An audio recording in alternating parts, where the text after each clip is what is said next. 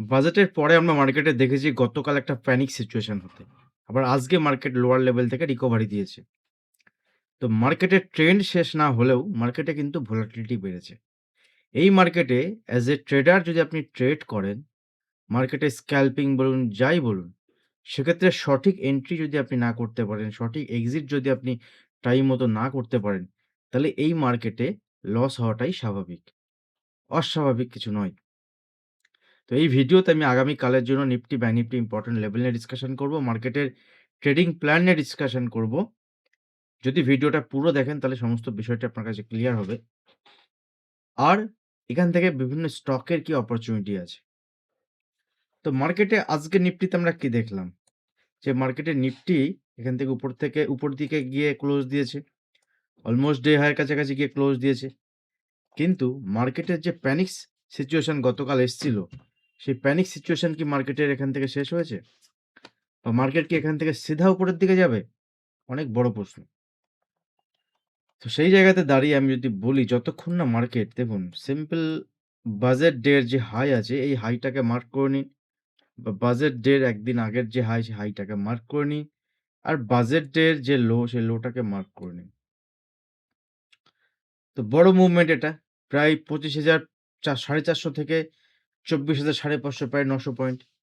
কিন্তু এত বড় মুভমেন্টের জন্য আপনি ট্রেড করতে পারবেন না যদি ইন্ট্রাডে কাজ করেন। তো মার্কেট যদি এখান থেকে উপরের দিকে যায়, নরমালি আজকের দিনের যেটা মুভমেন্ট হয়েছে এটা কি শুধুমাত্র রেড কাট বাউন্স? সেটা কালকেই বোঝা যাবে। দেখুন মেবি কালকে মার্কেট এখান থেকে উপরে যেতে পারে। মেবি কালকে মার্কেট এখান থেকে নিচে আসবে। কিন্তু মার্কেট উপরে যাওয়া নিচে যাওয়ার থেকে ইম্পোর্টেন্ট বিষয় যে এই মার্কেটে আপনি ট্রেড করে কি কামাতে পারছেন? এই মার্কেট থেকে কিছু আপনি আর্নিং করতে পারছেন? রাইট এন্ট্রি, রাইট এক্সিট যদি না করতে পারেন তাহলে এই মার্কেট থেকে আর্নিং হবে না। আর সুতরাং বেশি প্রেডিক্ট করেও কোনো লাভ নেই। মার্কেটে যেমন সিচুয়েশন আসবে সেই বেসিসে ট্রেড প্ল্যান করতে পারেন। যদি আপনারা আমাকে পুরো ফলো করেন, তাহলে দেখবেন ইনস্টাগ্রামে আজকে সকালবেলা মার্কেট ওপেন হওয়ার আগেই আমি আপনাদের সঙ্গে শেয়ার করেছিলাম যে মার্কেটের উপরের দিকে একটা মুভমেন্ট তো আসবেই। মার্কেট উপরের লেভেল থেকে প্রফিট বুকিংও আসবে এবং লোয়ার লেভেল থেকে মার্কেটে বাইং সাইডে প্ল্যান করা যাবে। যদি আপনি করতে পারেন সেক্ষেত্রে আপনি গেইনার হবেন।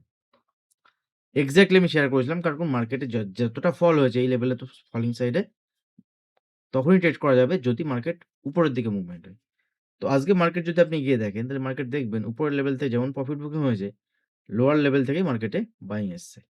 এফআইআই যদি ক্যাশ মার্কেটে দেখেন, এফআইআই ক্যাশ মার্কেটে আজকেও ৳১৮৩২ সেল করেছে। কিন্তু এফআই ইন্ডেক্স ফিউচারে আবার বাই করে গেছে। এফআইআই স্টক ফিউচারে কিছুটা হলেও বাই করে গেছে। তো এফআইআই যে বাই করে গেছে, ওভারঅল যদি আমরা দেখি মার্কেটের আ ক্যাশ মার্কেটে কিন্তু এফআইআই বাই করেনি। ক্যাশ মার্কেটে কারা বাই করেছে? না ডিআইএ বাই করেছে। ৳২৪০০ বাই করেছে। তো যখন আমি ট্রেড করব এখান থেকে, সেক্ষেত্রে কালকের জন্য ইম্পোর্টেন্ট লেভেল কি থাকবে? সিম্পল দেখুন, মার্কেটের ভিউ যদি আপনি বলেন, তাহলে ভিউ নিউট্রাল টু বুলিশ। কতক্ষণ পর্যন্ত? যতক্ষণ পর্যন্ত নিফটি ২৪,৮৫০ লেভেলকে হোল্ড করবে কালকে। যদি বড় গ্যাপ আপ ওপেন হয়, সেক্ষেত্রে মার্কেটে ওয়েট করুন। ২৫,১৫০ এর লেভেল যদি মার্কেট ব্রেক করে, ২৫,১৫০ তাহলে এখান থেকে আপনি 70 টু 100 পয়েন্টের মুভমেন্ট পেতে পারেন উপরের দিকে। ঠিক আছে? ইন্টারডেতে মার্কেটে ট্রেড করা খুবই যেমন আজকেও আমি এখানে ট্রেড প্ল্যান করেছিলাম উপরের লেভেল থেকে। মোটামুটি ২৪,৯০০ র উপর থেকে ২৫,০০০ আ ২৪,৯০০ র উপর থেকে ধরুন এখান থেকে ৭০-৮০ পয়েন্টের মুভমেন্ট ইন্টারডেতে। সেল সাইডেও স্টকে ট্রেড প্ল্যান করেছিলাম ওই হায়ার লেভেল থেকে। ঠিক আছে? ২৫,০০০ এর নিচের থেকে এখান থেকে সেল সাইডে ট্রেড প্ল্যান করেছিলাম। বাট এখান থেকে ২৪,৮০০ আ এই লেভেল থেকে সেল সাইডে প্ল্যান করেছিলাম। কিন্তু ব্যাপারটা হচ্ছে কি আপনাকে ইন্টারডেতে এত বড় মুভমেন্ট উপর নিচে দেখলে চলবে না। আপনাকে এন্ট্রি এক্সিট টা রাইট জায়গাতে যদি আপনি করতে পারেন, তাহলে আপনি এখান থেকে কিছু কামাতে পারবেন, আদারওয়াইজ কিছু না। সুতরাং মার্কেটে বেশি এনালাইসিস করে লাভ নেই। ইন্ট্রাডে মার্কেট আওয়ার্স এ আপনাকে ট্রেড করতে হবে। ঠিক আছে? যদি আপনি করতে পারেন তাহলে ছোট মুভমেন্ট জন্য নেবেন, দেখবেন বড় মুভমেন্ট হয়ে যাবে। কিন্তু স্ট্রিক্ট কি থাকতে হবে এখানে স্টপ লস। আর সিম্পল একটা বিষয় বলি দেখুন অনেক স্টকে আজকে মার্কেটে বাইং সাইড এ মুভমেন্ট হয়েছে। তো সিম্পলি আপনি সেই স্টকগুলোকে আজকে দেখতে পারেন যে স্টকগুলো কালকের হাইকে ব্রেক করেছে। সরি, যে স্টকগুলো কালকের হাইকে ব্রেক করেছে। আদারওয়াইজ যে বড় ফল হয়েছিল যাদের 12% 15% করে, তাদের আজকে 3-4% 5% মুভমেন্ট হয়েছে। তো সেগুলোকে এভয়েড করুন। এট লিস্ট বাজেটের যে হাই আছে, বাজেটের হাইকে এখান থেকে ব্রেক করতে দিন। বাজেটের হাইকে যদি ব্রেক করে মার্কেট, তবে এখান থেকে উপরের দিকে মুভমেন্ট আমরা বলতে পারি যে মার্কেটে দেখাতে পারে। তো সিম্পল আ নিফটি লেভেল শেয়ার করলাম। ব্যাংক নিফটি লেভেল যদি দেখেন, দেখুন ব্যাংক নিফটি খুব যে উপরে গেছে এরকম নয়। ব্যাংক নিফটি উপরের দিকে তখনই আমরা এখান থেকে ট্রেড প্ল্যান দেখতে পারি, তখন মুভমেন্ট দেখব যখন ব্যাংক নিফটি আজকে দেখুন ব্যাংক নিফটি এখান থেকে হাই বানিয়েছে। তো নিফটির থেকে ব্যাংক নিফটি কিন্তু স্ট্রং নয়। ব্যাংক নিফটি এখান থেকে যদি 59,000 লেভেল ব্রেক করে অথবা নিচের দিকে যদি 58,000 এর লেভেল আসে, দুটো কন্ডিশনেই বাই করা যাবে। যদি 8,000 এর কাছাকাছি এসে 57,900 এর কাছাকাছি এসে ব্যাংক নিফটি লং সাইডে এখানে অপরচুনিটি দেখায়, দ্যাট মিনস কোনো রিভার্সাল ক্যান্ডেল দেখায়, দেন বাই সাইডে অপরচুনিটি হবে। আদারওয়াইজ যদি উপরের দিকে মুভমেন্ট হয় 59,000 উপরে যদি সাস্টেইন করে এট লিস্ট ৫-১০ minute, ১৫ minute, then bank nifty long সাইডে প্ল্যান করলে এখান থেকে ৩-৪০০ পয়েন্টের মুভমেন্ট দেখাতে পারে উপরের দিকে। ওভারঅল মার্কেটে যদি কয়েকটা স্টক বলি আমি, দেখুন নিচের দিকে প্ল্যান তখনই করা যাবে যদি ব্যাংক নিফটি উপরের দিকে 59,000 লেভেলে গিয়ে রিজেকশন নেয়। তাহলে এখান থেকে দেখবেন ২-৩০০ পয়েন্টের মুভমেন্ট নিচের দিকে আসবে। সে রিট্রেসমেন্ট হতে পারে, সে ফল হতে পারে। যদি আপনি এখানে ট্রেল করেন তাহলে দেখবেন নিচের দিকে আরো ফল আসবে। আজকে জাস্ট একটা শর্ট কভারিং, মানে কালকে এতটাই শর্ট ফল হয়েছিল প্যানিক সিচুয়েশনে, এবং যারা সেল করে গেছিল তাদের স্টপ লসকে ট্রিগার করে আজকে মার্কেট এখান থেকে দেখুন আমাদের ফিনান্স মিনিস্টারই বলে দিয়েছে যে কেন না এসটিটি বাড়িয়েছে? না কারণ ৭ টা বাজার যেটা চলছে, সেই ৭ টা বাজারে যারা কাজ করছে, তাদের যাতে লস কম হয়, তারা যাতে কম ট্রেড করে। তার জন্য এসটিটি বাড়িয়েছে। সে ৳২-৳৪ হলেও বাড়িয়েছে। ৳২, ৳৩, ৳৪। তো মিনিস্ট্রি অফ ফিনান্স যদি এরকম কথা বলে, যার উপরে বেঁচে আছে তারা, তাদের কিছু হয়ে যায় না। কারণ তাদের তো যেভাবে তারা দেখছে সেটাই তারা বলেছে। কিন্তু ট্রেডিং থেকে পয়সা কামাতে গেলে যে কত যে মেহনত করতে হয়, কত যে স্ট্রাগল করতে হয়, সেটা আর তেনারা বুঝবেন কি করে? আর তারা বুঝাবেনই বা কি করে? যাই হোক, এই হচ্ছে ছোট্ট বিষয়। কয়েকটি স্টক যদি আমি আপনাদেরকে বলি, স্টকে দেখবেন আজকে খুব ভালো মুভমেন্ট হয়েছে অনেক স্টকেই। তার মধ্যে একটা ভালো স্টক যদি দেখি পাওয়ার গ্রিড। পাওয়ার গ্রিড, ঠিক আছে? Sorry, power grid. Power grid স্টকটার উপরে আপনি নজর রাখতে পারেন। Power grid corporation. আজকে কন্টিনিউ মুভমেন্ট হয়েছে পাওয়ার গ্রিডে এবং খুব ভালো মুভমেন্ট হয়েছে এবং গতকালের হাইকে ব্রেক করেছে। কন্ডিশন যেটা আমি বললাম যে গতকালের হাইকে ব্রেক করেছে, সেই স্টকের মধ্যে স্ট্রেংথ আছে। ঠিক আছে? সিম্পল। তো কালকের জন্য পাওয়ার গ্রিডকে আপনি নজরে রাখতে পারেন, অবশ্যই রাখতে পারেন। অবশ্যই লং সাইডে দেখব, যদি অপরচুনিটি পাই আমি ট্রেড প্ল্যান করব। সঙ্গে দেখতে পারেন এমএফএসএল।